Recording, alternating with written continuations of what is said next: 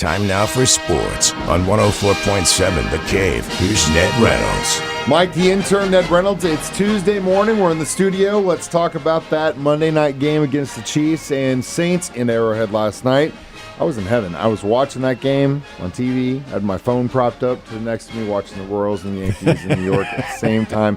My wife came in the living room, looked at me, and she goes, 2 games, huh? And then went off and did something else, and I was in heaven. She didn't say you're in trouble. No, she said she went and did something else, and I sat there and finished them both. And it was a great night because both my teams got a dub. So let's start with the Chiefs first.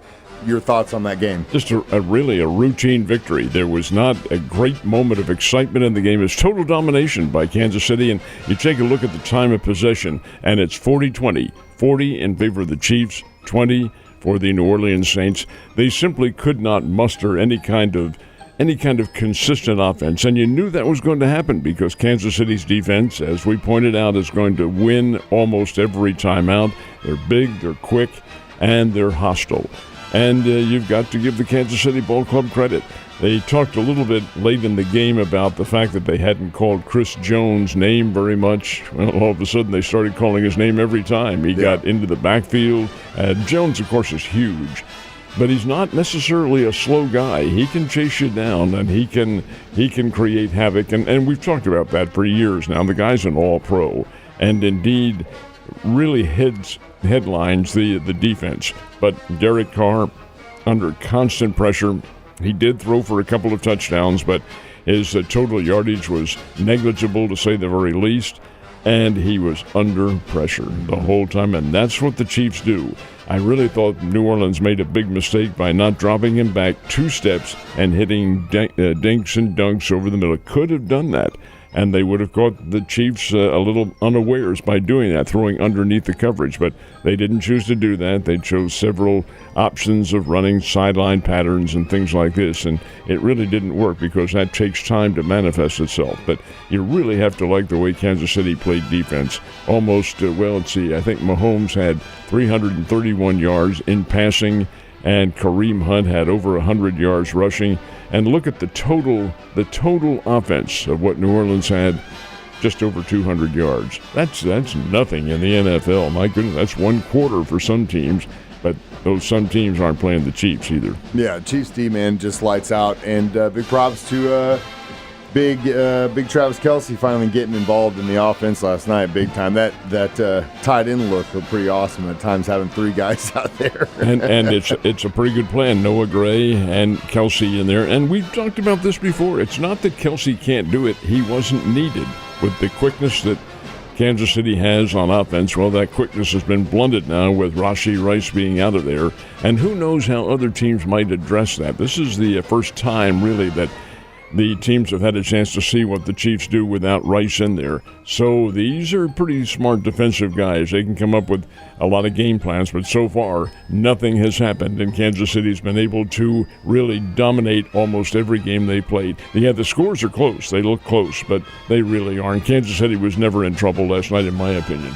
Going 5-0 into the bye week is a really good feeling, but then, man, we've got a monster finish to this schedule. I mean, especially in December where we're playing 3 games in 11 days or something like that. It is 3 in 11 days, insane. And Saturday, Wednesday, and Friday, I think it is, around the Thanksgiving holiday, and it does, and that's the way the NFL wants it because the TV ratings are there. But hey, Kansas City I don't think they're going to go undefeated, but they're a pretty good football team, folks, and they're headed for, in my opinion, another championship run, maybe a three-peat. It is possible. You don't want to say that too soon because anything can happen, but they've overcome injuries. They've overcome some deficiencies in their attack, and they're still winning, and that's the bottom line. Yeah, and it was great to see Big Kareem Hunt get a TD last night back at home at Arrowhead. So 49ers up next after they rest their injuries over the next bye week, and it's been a good season so far. Oh, gosh, a great season. This is a good team, a really good team. I think so, too, especially that defense. And Spags has just been unbelievable watching his playing every single week. Royals got a huge win in New York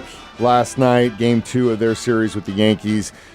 It's awesome to see what they've been able to do against some incredible pitchers, but what's concerning to me is Bobby Witt Jr. and Vinny P have not been able to get their bats going at all. So it's kind of flipped. It's like the guys that got them there have been silent, and then the other part of the order is actually the ones pulling them through. And you should be encouraged. Oh, I mean, that happening. feels good, but it's also kind of disconcerting because it's like, Bobby, what's going down, man? That has happened in the past. I remember the Brooklyn Dodgers at 51 had a great year, and their big star first baseman Gil Hodges went something like 2 for 20 in the World Series. They won the series anyway, so it doesn't. You can be misled by what guys have done during the regular season. And there are slumps that players go into as well as teams. I thought the Royals played very well. 26-13, Kansas City Chiefs win their game. The Royals win by a score of 4-2 with all 4 runs coming in the 4th inning. Mikhail Garcia, oh my goodness sake, 4 for 5 last night. He had 1 RBI. Salvi Perez had a home run. But putting together those 4 runs against Carlos Rondon is pretty doggone good. He's a fair pitcher, and the Yankees had him on the ropes. Now, what did the Royals do with their pitching? Well, they had Cole Ragans in there. He only pitched 4 innings. That's all he was in there, just 4.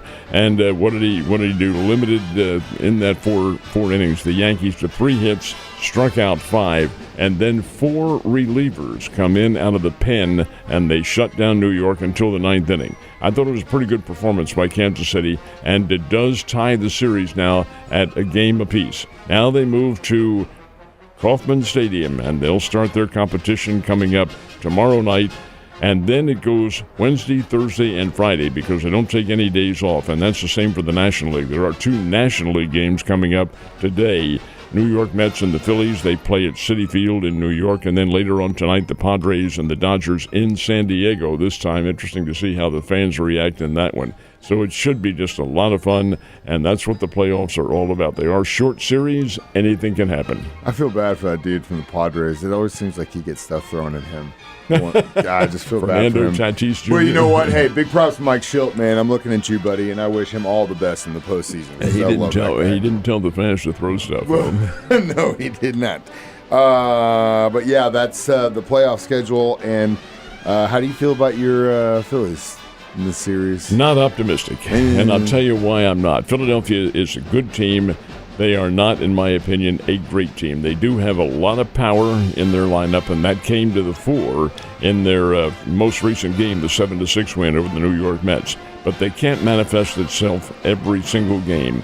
Philly has to have good pitching. They'll have Aaron Nola on the hill today, and he was at one time one of their ace pitchers out of LSU.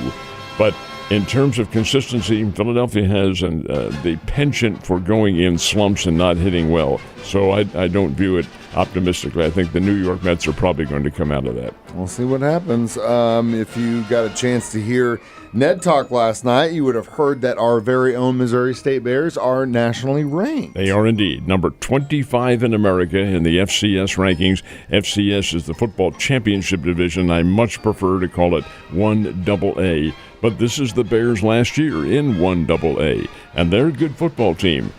Are they a great football team? That remains to be seen because there's a long way to go this season. But they played well. Jacob Clark, the quarterback, is doing a fantastic job. They're a wide-open, quick-strike team. And this week, coming off a bye week, the Bears will be in Normal, Illinois to play Illinois State. And they're playing a team this weekend that thrashed Southern Illinois. I think it was 41-10 or something like that. Illinois State's good. And then they're nothing but good teams from there on in, with South Dakota State and North Dakota State still lying there in wait on the schedule. And those teams, Mike, are as good as any that the Bears will play at an upper level. They're very good football teams. But that's what it's all about. That's why you play the game. So the Bears, number 25 in America, play Illinois State on Saturday. Got to prove it. Ain't no one going to give it to you, Ned. You have a wonderful day, and I'll see you tomorrow.